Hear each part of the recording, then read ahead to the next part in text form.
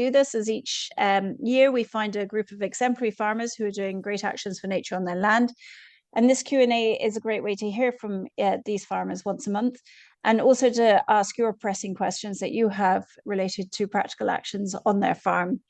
So over the next hour, I'll kickstart the event by asking a few questions of our guest speaker.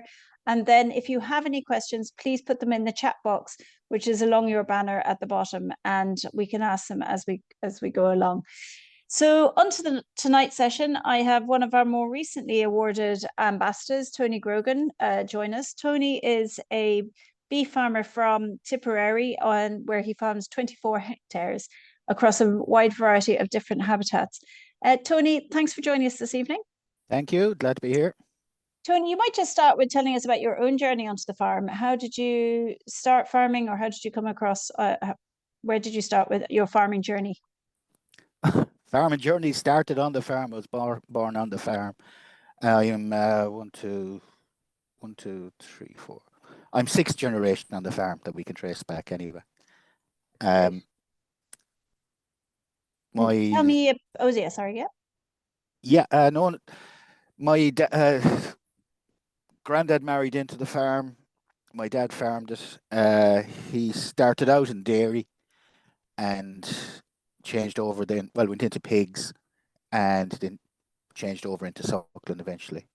So I took it over in 2000, part of the farm retirement scheme that time. And we had, back in the late 80s, we'd bought a few Angus cows and they had added to it through the 90s. So when I took over in 2000, I cut back to 6 Angus cows I liked and kept their heifers the whole time and gradually replaced the heifers, Angus heifers, with whatever fell out of the commercial non-purebred herd. So that now I'm up to completely purebred herds, roughly 20 cows, varies up and down. And I'm breeding bulls, purebred Angus bulls, predominantly for the dairy market. I've been in Gene Ireland since it started. Gene Ireland selects, originally it was replacement bulls they selected. Now they're starting to add in terminal lines into it. And I have been keeping heifers off them. So when the SCEP scheme started, I just qualified 100% hands down. Mm-hmm. I was into it. So that now the bulls I'm selling, originally I went replacement because I needed easy calving, which meant I was losing the back end. Now they've started putting terminal in. I have some lovely square shaped bulls coming through, and they still have the benefits of the maternal line in them. Mm-hmm. So that's the road I've gone. Being a small number, I cannot afford to put in a bull, so I am all AI.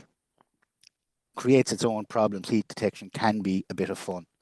The reason for that is I calve in July and August. Late June, July, August. Okay, this year I have a few later. That gives me an 18-month, 19-month-old calf to sell April, May. Mm-hmm. Now, the reason we went that road was that we were calving April, March, April.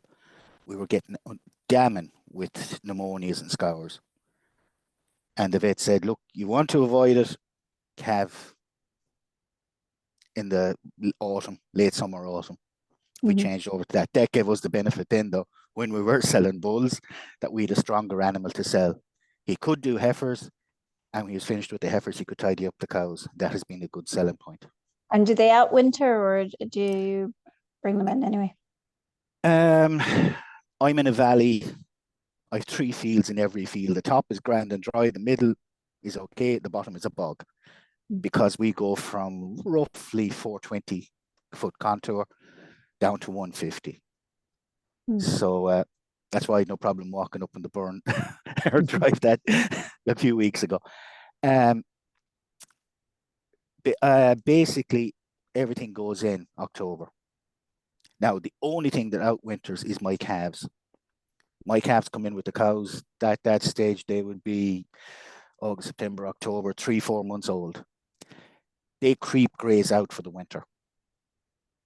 So I close off half the farm towards the end of August, And the calves, I give them a field as they graze, and they graze up the farm, up to the top of the farm over the winter. So when I'm weaning in February, those calves have to travel for grass out to the farthest fields. Within a day, 2 days, I know who's weaned and who's not. Some of the lads, it's not worth our while coming back. We can't get into the cows. One or two will be coming back, but they wean off very quick. Okay. But they actually have themselves, a lot of the calves would have themselves weaned at that stage. Very Just good. by fact of going out for a graze, lying down through the cud, it didn't work out while come back down. But nothing else out winters, because basically I'm just doing too much damage to my land. That's the long and short of it. When land dries then in March, it's ready to go. Do you do you grow your own feed on the land, or or do you bring in straw? Do you bring in silage? What do you do? Now, as I just said there, I wean February, March. All I want to do with the cows from March on is basically keep them alive. I buy in some organic straw and the cows go on to that. Okay, only a small amount. By buying in that straw, I'm buying in P&K. The cows, I do rotational grazing from March on. So I split the heifers and the bull calves.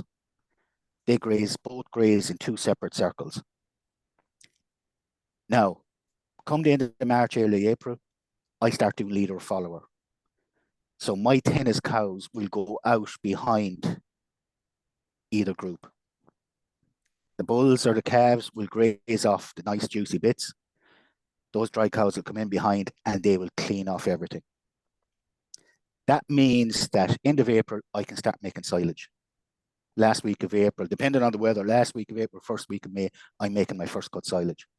So I'm making quality, and that puts me 6 weeks, middle of June, I'm making second cut. When the cows calve then, July, August, I have aftergrass for them to graze. I make my own silage. This year, thankfully, with the weather, I got to make 50% of what I made was hay. The only other thing that comes in is some bedding straw. But I use a lot of what's left over. There would be some rushy, poor enough. I have some fields that are rushy. I might make hay or try and make dry silage of that. Depends on the year, and that's used for bedding as well. But all that comes in is a bit of bedding straw and the organic straw from a local farmer. That is my winter feed. Interesting. So we might. Oh yeah, sorry. Yeah, just on the silage. Once I wean in February, calves are out. Then I start agitating slurry. All my slurry goes out as early as possible. Usually end of February, and my farmyard manure then goes out. Usually September, August, September. Now, what I am doing through that entire year is I'm grass measuring with pasture base. And that gives me the option, and it allows me to maximize the amount of silage I can make. So some of those rotational grazing paddocks will be taken out for silage. Some years maybe not. Again, all depending on the weather. But that is one practice, grass measuring, I find vital. And I use pasture base, tag as pasture base as well. That allows me also to target then where my farmyard manure is going. Interesting. We'll come back to the grazing in a minute, but just to bring in the habitats for those of us who haven't been to your farm, you might just, because you were describing obviously the height that you're dealing with. What kind of habitats you're dealing with? Right, Tony, on your land? I'm in the Glen of Aherlow. It's to the north of the Galtee Mountains. We're on Limerick borders to the west of us. Cork borders literally over the Galtees from us. We're in the southwest corner of Tipperary. I'm on the north side of the valley. Thankfully, lovely sun all year round. My farm the River Aherlow flows down the bed of the valley. I go down like in 2 legs down to the river. And the farm goes from there to the very edge of the forestry overhead. So I have river meadow at the bottom. Between that and the roadway, some very, very good land. My granddad's time, he used that. There was a lot of horticulture and stuff down there. Spuds and gardens were all grown there. Go across the road, we're into different. Best way to explain it, my brother, I did a percolation test on his across the road. The engineer said 5 minutes we had failed. We went across, down the road and across the other side. We dug the hole. I have a JCB. Straight away, put it in the water. I just watched it just disappeared in front of him. So the valley was formed by glaciers. Mm-hmm. So we have a lot of marl above the road. You go halfway between there, the top, and it changes over onto mountain almost.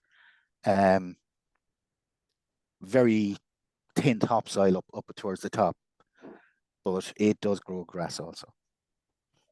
It's interesting if anyone looks has the opportunity to look at your video on our YouTube channel. You can see the really beautiful thick hedgerows you have, the quite small paddocks. It looks like from a drone's point of view, anyway. Yeah. I assume you've inherited them from probably your father, but do you've on purpose kept your kind of many paddock kind of situation for your grazing, for your rotational grazing? Yeah. I had just started taking out hedgerows in the 90s, and I don't know why I wasn't overly happy with doing it. I'm delighted now I didn't. But I am finding they're approximately a very rough acre. Mm-hmm. Little bit bigger, one or two a bit bigger. But I find they work brilliant in a rotation. Now, I have no intention of taking them out for the simple reason they give some shelter. Mm-hmm. During the summer, during the winter, during the summer, they're given shade. During the winter, they're given shelter. One golden rule with Angus: don't try herding them early morning or in the evening when the shadows. You will not see them. Only for the bloody yellow tags. I've gone searching for missing cattle that were lying down in the shade, in the shadows, and they laughing at me. But no serious benefits with them. I've now a story with those. Reps was going, and that's how I ended up going organic to replace it, and then gloss came in. But unfortunately, you can get a gloss payment, an acres payment now, and they will take it out of your organic payment. Mm. So that's on an area-based payment. So I had to take linear, and to make up the $5,000, I took hedge laying and coppicing. Now, it turns out I actually love doing hedge laying. Hadn't done it before, not much, but love doing it. Just to have the time to do it. So what's the process that you do? Or do you pick a field each year, or how do you, and then for gloss, I had to do the full list. Now I'm doing rotational hedge. I don't see, there's one or two hedges I do hedge lay regularly. But for now, I've gone back to the old rep system of literally dividing my farm in three and do hedges with the hedge cutter, and some odd occasions hedge laying or repairing hedge laying. But just literally divide in three and allow hedges to grow for 2 years, and then just keep them back in. Not even cut them back very tight, but just keep them a trim more than anything. Mm-hmm. But my train of thought. The rotational grazing, how does that work with your fertility and stuff? Do you want to, has it improved it, or? I would say maybe the other way around. The fertility probably has improved my rotational grazing. Fertility wise, we have a piggery next door to us, and a friend of mine actually had the contract. Piggeries only allow one person in to do all the story spreading. A friend of mine got it. I just get this phone call: Tony, have you moved the cows? Why, I want to put in a load or two. I'll leave the rest to your imagination. As a result, I'm index 4 P. and my Ks are 3s, 3.5s, and 4s. Mm-hmm.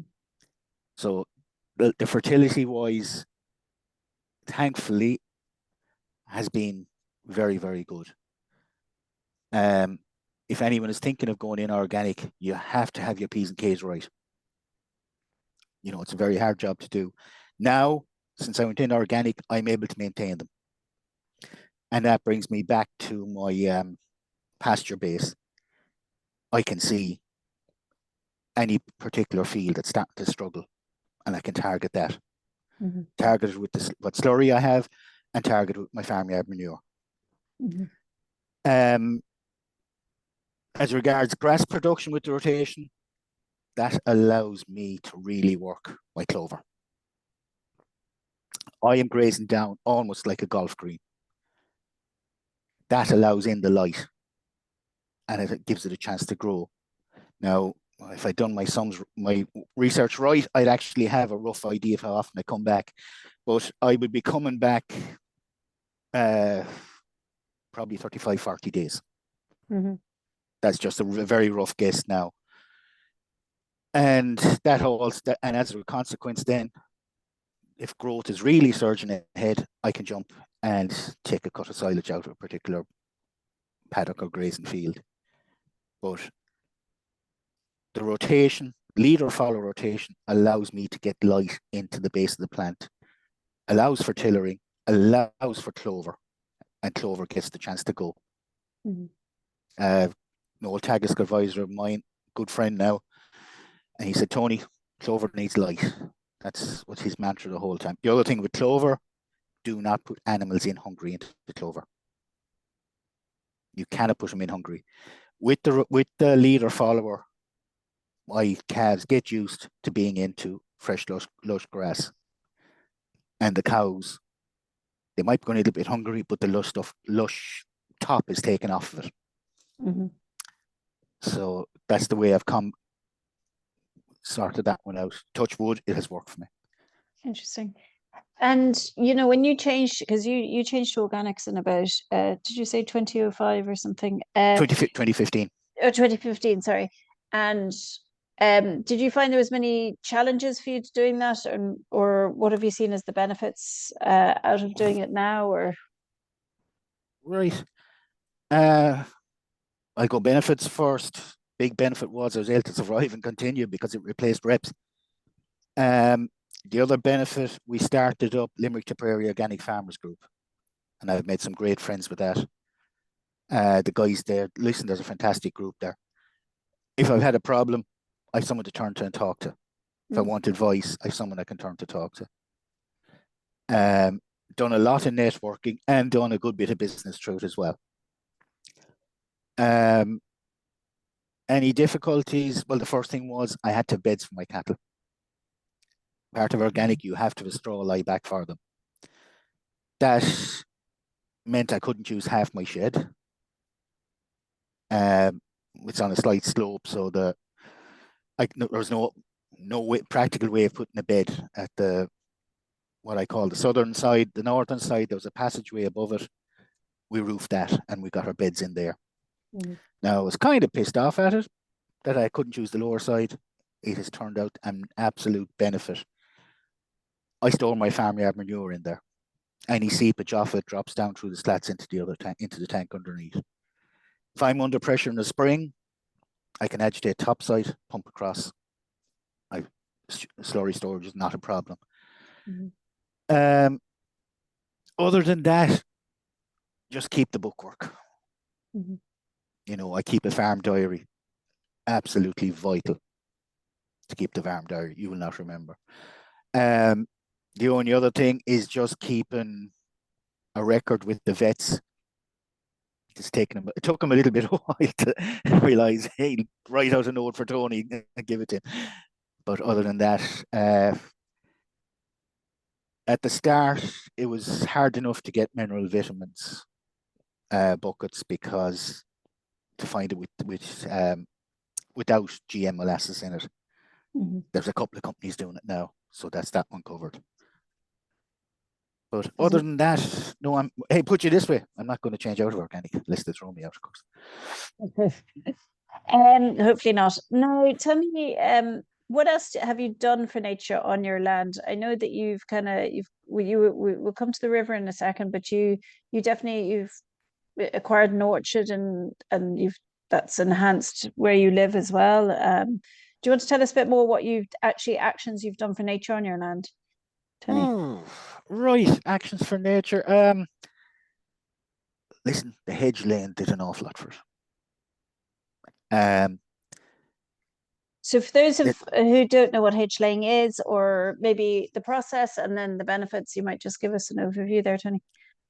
the process, we'll say if I'm facing one now that I'm doing, hedge cutter either side, so that you get back to a line roughly on the top of your hedge or where you want your hedge to be.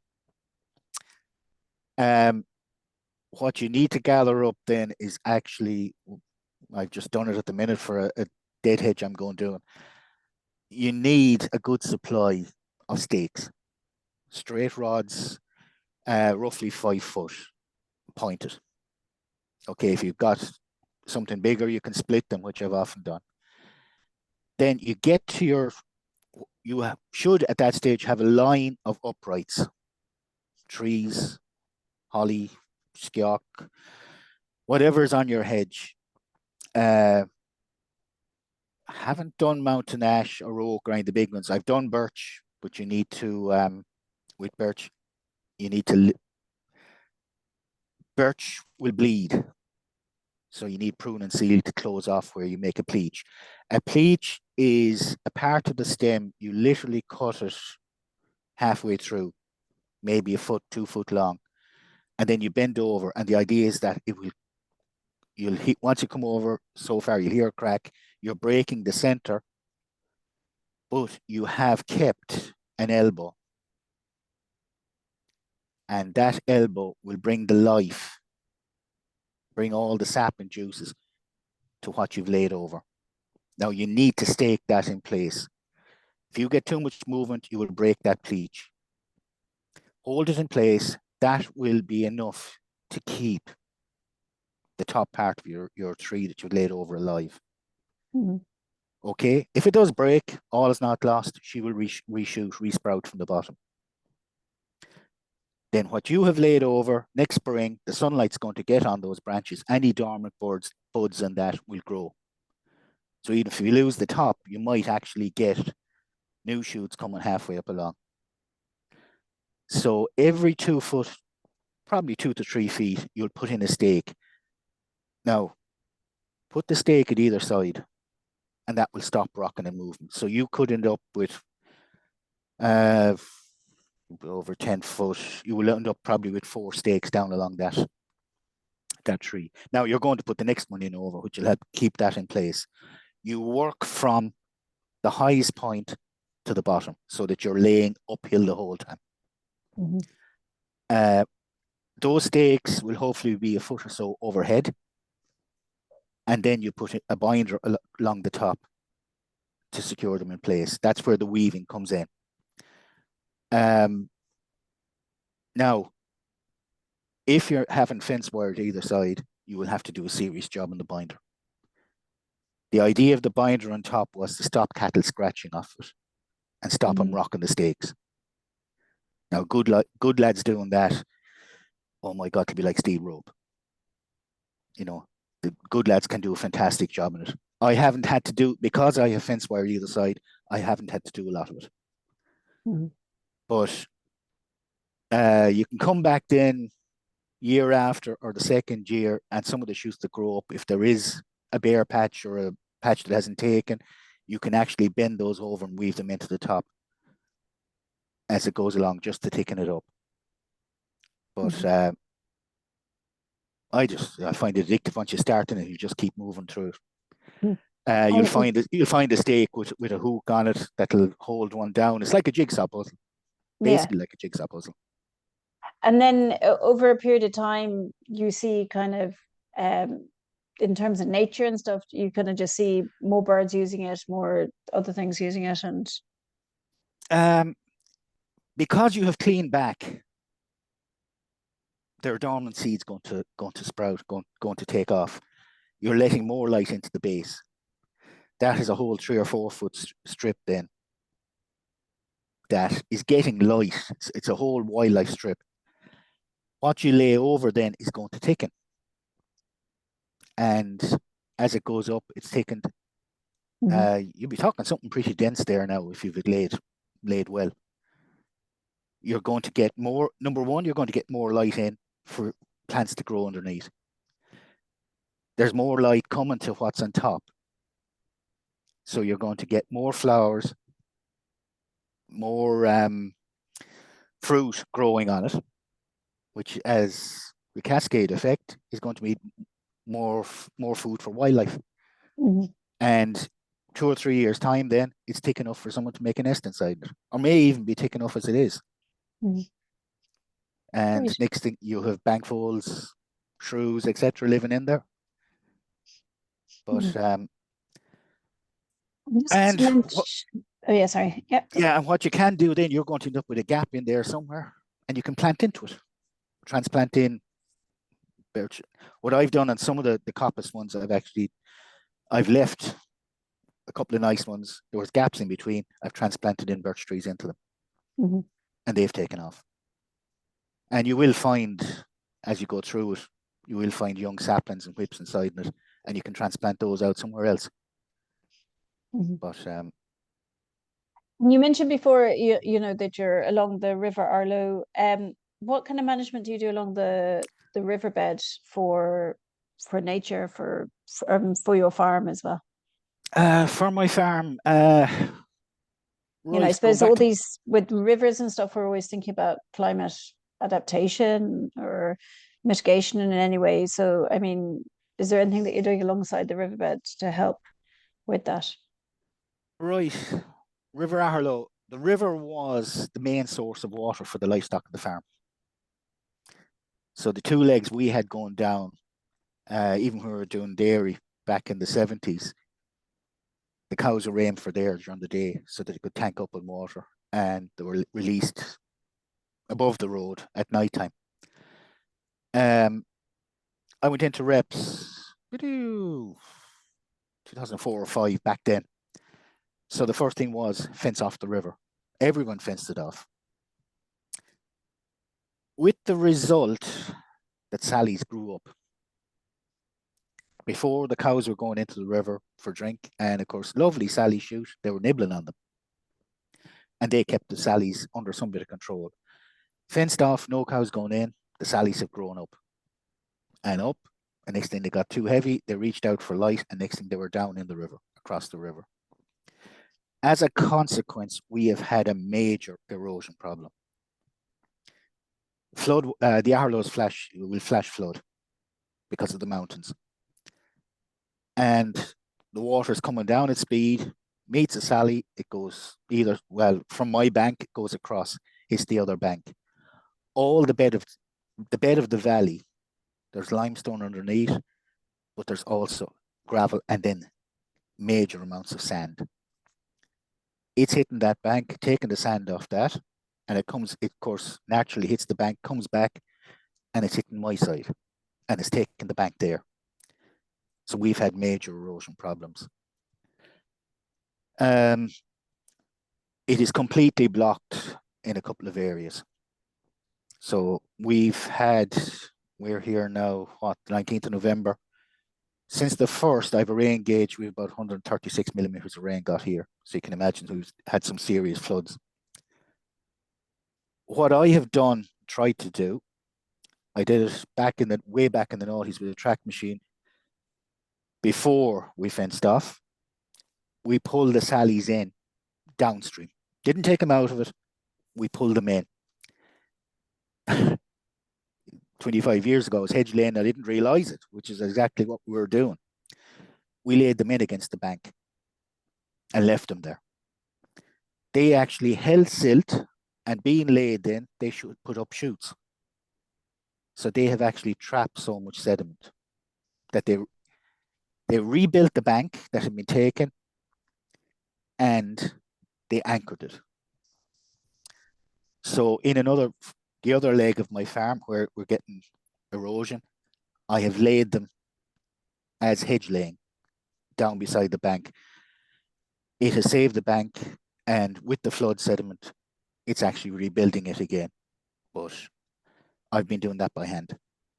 Mm-hmm. So that has also had the benefit again. Shoots going up straight. I'm actually coppicing some of that for stakes and for binders for hedge laying. Okay. So an indirect benefit. Interesting. Yeah. I mean, if anyone has any questions for Tony, please do put it in the chat box, and then we can ask them. So Tony, you mentioned kind of obviously the amount of rain. I think no one can ignore the last few days or few weeks. How do you feel your farm is coping with kind of increased weather pressures or rain, like amounts of rain? And do you think you're in a better situation because of the way you farm, or maybe than other people, or how do you think you fare?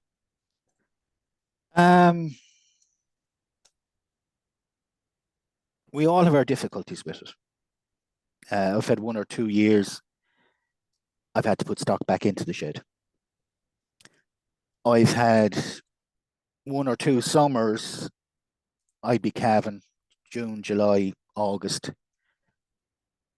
I've had to put in a ring feeder out in the field to feed cows. Now,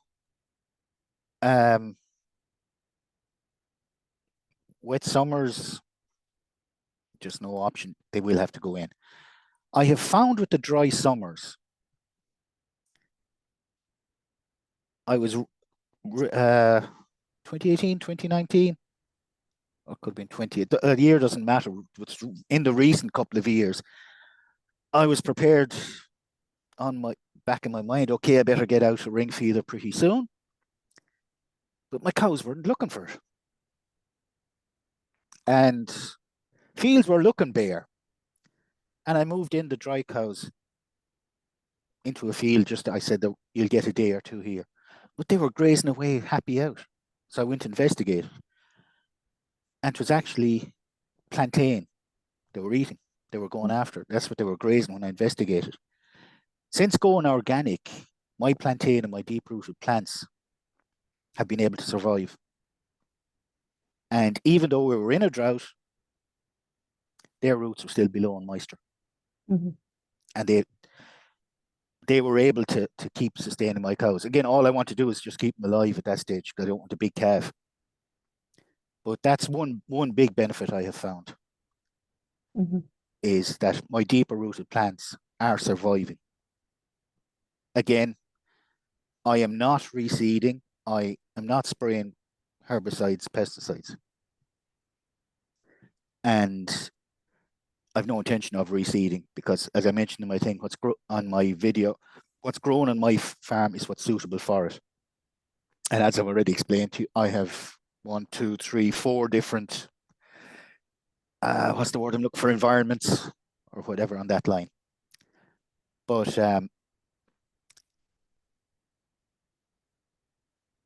I think in the future, we are going to have to do some serious thinking about what, as climate goes, what we can do.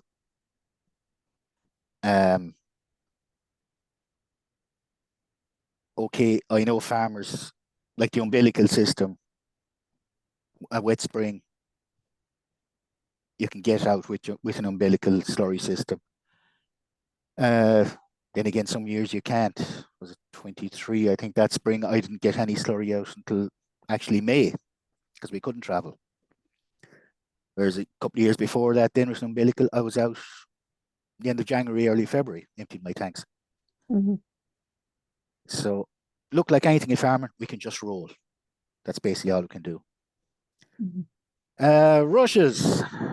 So Stephen Holleran has asked, how do you deal with rushes if you have rushes? Sorry, I was late. You may have covered this. Do I have rushes? Do I have rushes? I do indeed have rushes. The hardest working implement in my farm is my topper. after every graze. Once the dry cows move through, toppers in straight away. As you can guess, 2023 came wet from June. By God, did I have a crop of rushes in 24. Number one, top. Okay. Topper is you just literally have to beat the heart out of the rushes. I have them under a small bit of control at the minute. What I did about 10 or 15 years ago was paraplowing. Now, a paraplow, some of you may or may not have seen, I think they're pretty scarce. A normal plow is to a point and a moldboard to turn it over.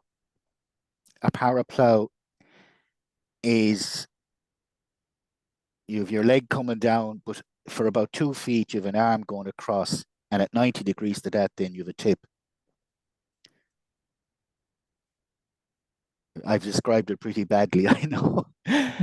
But basically, there are four plows, and you're basically getting down. You can set your depth 10 or 15 inches in between, and it basically ripples along under the soil. You do it in the middle of summer, and that helps drainage big time. So just so I understand, you're plowing, but because you don't reseed and you're not growing crops here. I mean, you're growing grass, but you're not reseeding. So you're plowing just so I understand. Sorry. It is paraplowing is for drainage and for aeration. You are not. If you look at the field after paraplowing, you just have a couple of little parallel lines. Okay. Rushes do not like it because your rushes need a wet their feet wet. But I'm hoping next year to be able to do it. The guys that had the paraplow have it rebuilt, so I am hoping to do it next summer. The tips were seriously expensive, but they've redesigned it that'll work on mini digger tips. Okay. But that has been successful. But the only thing is, if you get a wet summer, you're back to square one. You will have to paraplow again after it. But for the years I had it done until we got a wet summer, it was working perfectly. Rushes weren't a problem. Okay, there was a few there. But oh no, I have some serious rushes. And at the minute, my only solution to them is top.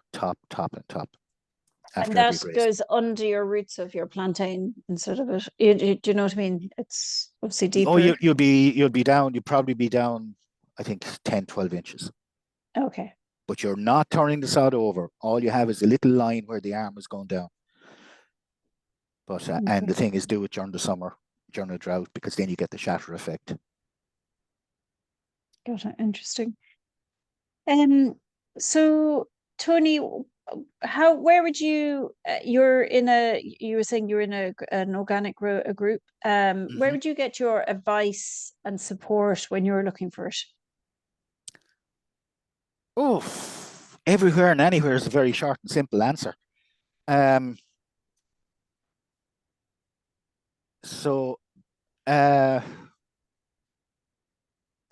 through the group, go searching there for information. I use Tagus as well. Tagus out of Thurles, Michael Campion. Agriland, basically anywhere. Agriland I also use as well for information. But it's basically Tagus would be my big one. Okay. Both Gareth Culligan and Sinead Mathers have asked, is a subsoiler different to a power plow? Or is it similar? A subsoiler is a single arm down, and they have literally a V on the bottom of it. A power plow is going across. Oh God, I have the actual distance across. It could be going 1.5 feet between the arm going down and the tip. Could be 1.5 feet. I have the dimensions forgotten now. I was hoping to do it this year, but I couldn't. But I'll be hoping to do it next year. So you have a contractor. It's not yours. There's a contractor. No, it's a contractor. Yeah. Would I use a subsoiler? Would you use subsoiler? Um, Or why wouldn't you use a subsoiler so we understand? yeah, a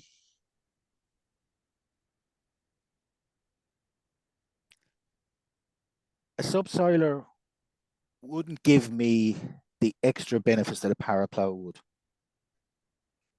I make like that's roughly 2 foot across, so I'm getting a full ripple completely on. So 4, 4 2's 8. She'd probably go 10 foot across on a pass, whereas the subsoiler is a single or a double. But you're getting a complete ripple. You would see that as he goes forward, you would see your grass literally ripple. It's letting air in everywhere. I had some serious grass growth after it. You are getting air back into your microbes, into your mycelium. So that's from having used it, it's my first choice. Interesting. Yeah. Paraplow is my first choice. Okay. And is there any other what other work do you get in from Sorry. So I have a little 4-year-old here Calling on the time. sidelines, No calling panic. time. Sorry.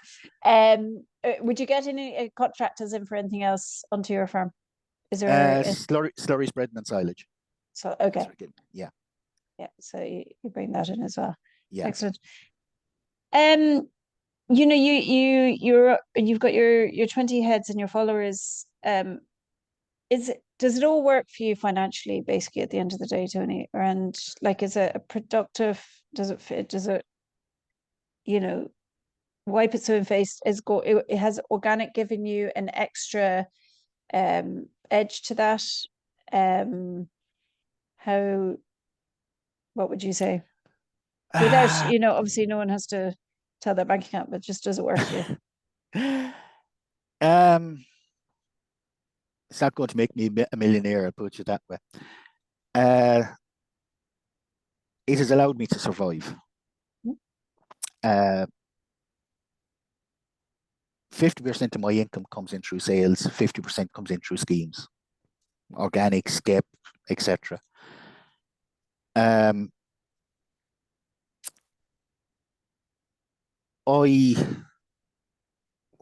best way I'll explain it to you, my actual training is in the pig game. I trained PHMC out of Athenry and Galway. It was the only work around in the early 80s. I worked in an outdoor unit in England for a short while. When I came back, I worked farm relief. And I was doing pigs. I was doing everything, anything that needed doing. Any work that was there, I took it. And I saw an advert in the journal for a greenfield site. Staff wanted for a greenfield site. So that was 92. I said, we will never again see that. A piggery going to a greenfield site. Applied for it. I ended up as assistant manager there. We had 20,000 individual oink oinks on 14 acres of concrete. We had our own mill, own generators, own wells.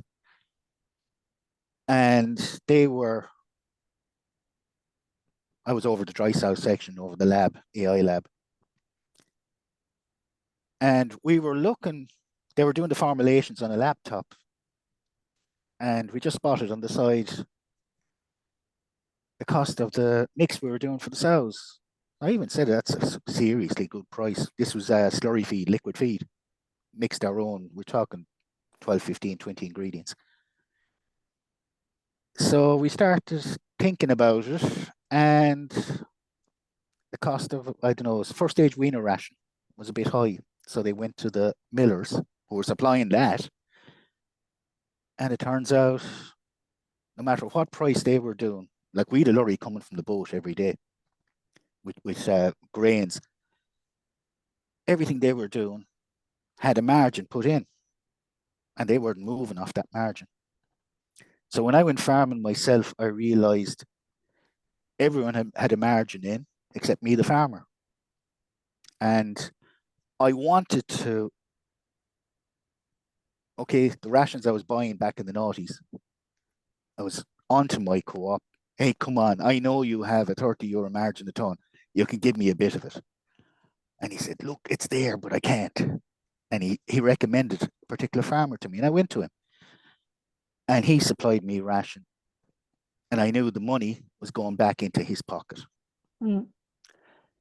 So I was looking at fertilizer the same way. Prices were going seriously high. And I said, look, I'm being ripped off here again. But there wasn't anything I could do about it. And I was down to the minimum I could spread. And I said, can I get away without it? And at that time, I was looking at organic as well. So 2014, I spread my last ton of fertilizer. And through the summer of 15, I said, if I get through the summer of 15, I know I can go in. And I got through it. But it was possibly the summer of 17, maybe 18. I really noticed then that my grass was producing. And what I've learned since is that through that 2017, 2018, the mycelium in the soil were really starting to get going. Mm. You're throwing out chemicals on your land, you're going to kill your mycelium. That's basically the fungus and all the microorganisms. You're killing those. But that time, even since 2017, 2018, my ground is working happily now, working for me. But that's why I would like to do the paraplow and get some drainage in. You know, I know at this stage, I do need to do some cleaning out on some of my drains. They are blocking up a bit. So hopefully the next couple of weeks I'll do that. But I have a certain amount of waterlog. And as I said to you earlier, I have some serious crops of rushes, especially after 23, early 24. Mm. Oh, I did have crops of rushes. Yeah, I can imagine. Yeah, sorry. Yeah. That's really interesting. So, it took a few years for your land to balance out, obviously. You're like 17, 18. And, there's, I'm sure, a terrifying risk thought behind that. But now that you're through that, are your cattle, are they, say, compared to a neighboring farmer or something who's not organic, how do you feel that your yields are comparing to them? It's hard for me to judge a yield because I'm selling live. Mm. My bulls are my sale and I can't compare weight wise. Well, how can I compare? Basically, the farmers around me are just 0.9 of a step away from organic as well. The guys ain't very close to me. Is I that struggled from you or just the landscape, or what is it that's do you think that there's a movement towards it? just basically the costs are gone so high. The costs have gone crazy. Cost of feeds and fertilizers, they're gone absolutely crazy, and the cost of feed. But the only thing I struggled with at a while,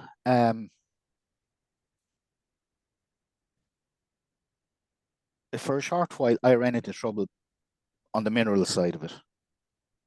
And I ended up with low iodine selenium. We got and figured that out, and I am bolusing now. And that's basically because I have molybdenum in my soil.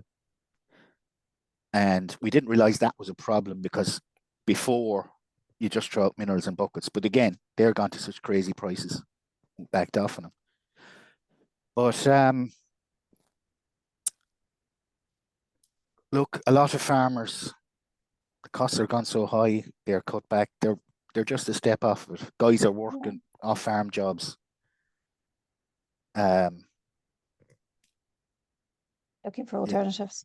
Yeah. So Kevin Halehan has asked here, I see from your Farming for Nature profile, you're interested in solitary bee use on your farm. Would you tell us a bit more about these, please? I'm still only just learning about them. I didn't even know I had them on the farm until Sean called in, to be honest. That's totally honest. Sean being Sean O'Farrell. Sean O'Farrell, yeah. Okay, going down a rabbit hole here. I said I trained in Athenry PHMC in the early 80s. Sean trained with me as well. The two of us are into the intensive pigs, and here we are, organic farmers. No, and that was one of the reasons I went for a mentor, because I knew a bit, but I hadn't a clue what I had. And it wasn't until Sean went through with me, I realized so much. Sean came in for an hour or two. He was there for a whole afternoon into the evening, and we only got halfway around the farm. So just for anyone that doesn't know, Farming for Nature offer a farm visit from a Farming for Nature ambassador. So Sean Farrell is one of our first Farming for Nature ambassadors, for instance. So there's a short application form on our website. If you have a farm and you'd like an ambassador to visit your farm, it costs you 50 quid, and we pay the rest. We support the farmer visiting your farm and giving you recommendations, just farmer to farmer, on what you can do on your land for nature. And Sean obviously was the person that came out to your farm there in Tipperary. Yeah. Yeah. Now, the one thing I am big interested in, and I'm actually doing it at the minute, is bird feeding. I've been feeding my birds for years. Springtime on my farm, not a place to have a sore head. They are literally roaring with dawn calls through April, May, and into June.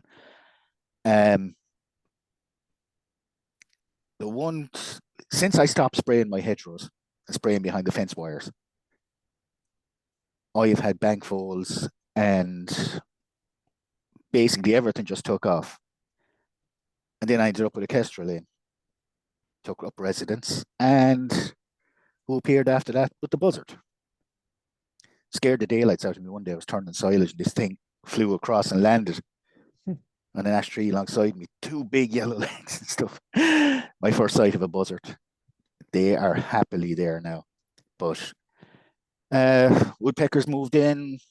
Jays are screaming for the last month or two after the acorns and the bigger trees. But no, my birds are the big bit. I have owl boxes up. I have kestrel box up, other nest boxes as well. But they will just make a nest wherever suits them. Tried to put on a coat one day, and a wren had taken up residence in the sleeve of it. How a small thing like that could fill a sleeve full of moss, I do not know. Oh, but he had the sleeve filled, yeah. You'd need a coat today as well. Oh, yeah. Do you have barn owls? Are they in residence in your box, or are they in residence on the farm?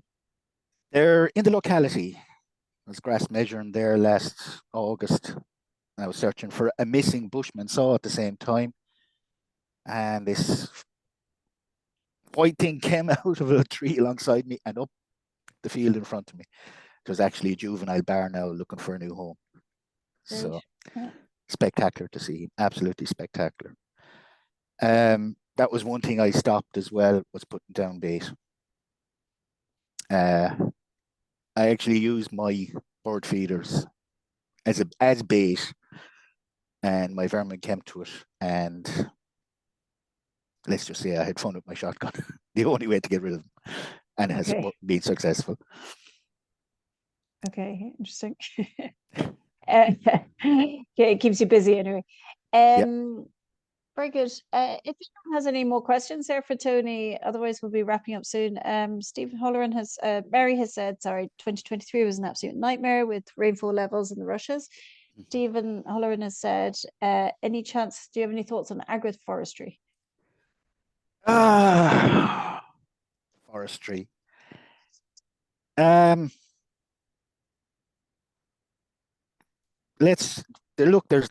a lot of it in the Glen. I think the ash dieback has left a pretty bad taste around.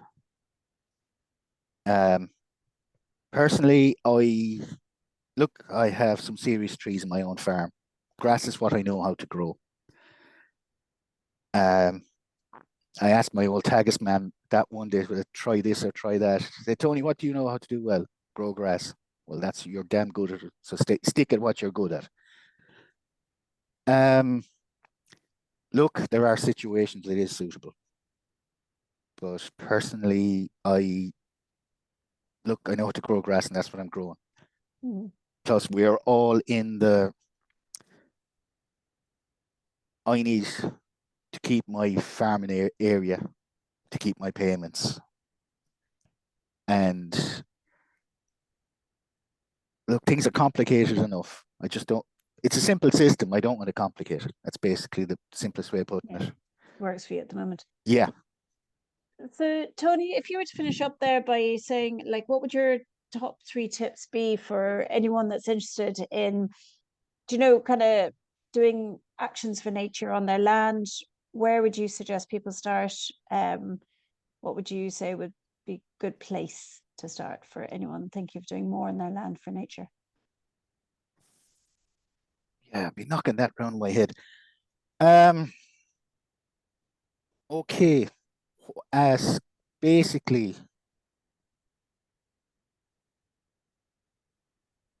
who are you farming for? I've had to look at it. Okay, all the wisdom out there, maximize the area you can farm, maximize the amount of grass you can produce, maximize the amount of whatever you can produce off the farm. But where is the maximizing for the farmer themselves and for what you want out of it?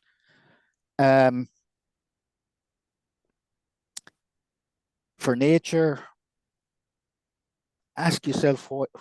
Look, I've had to ask myself, why am I spraying behind the fence wire? I did it for a couple of years, way back in the 90s. And I was seeing deformed plants growing in afterwards and stuff. Just didn't sit with me. The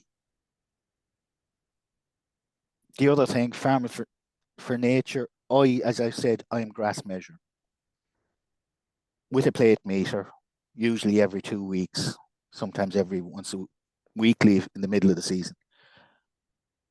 That's telling me I'm producing 9, 10, 11 tons. Okay. Fellows with fertilizer, they put now 14, 15 tons. Okay. But you're spending a fortune to produce another 3 ton of grass. The other one thing, look, we all have corners that we don't use. They're inaccessible or odd shape or whatever. Give those a chance. You might be able to do something with them.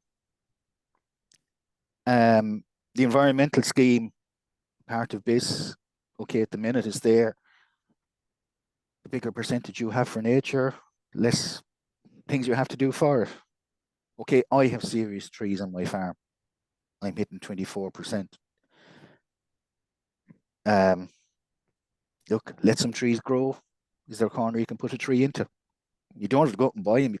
Look, you'll find whips. You can transplant them. Transplant them when they're dormant, and they will take off.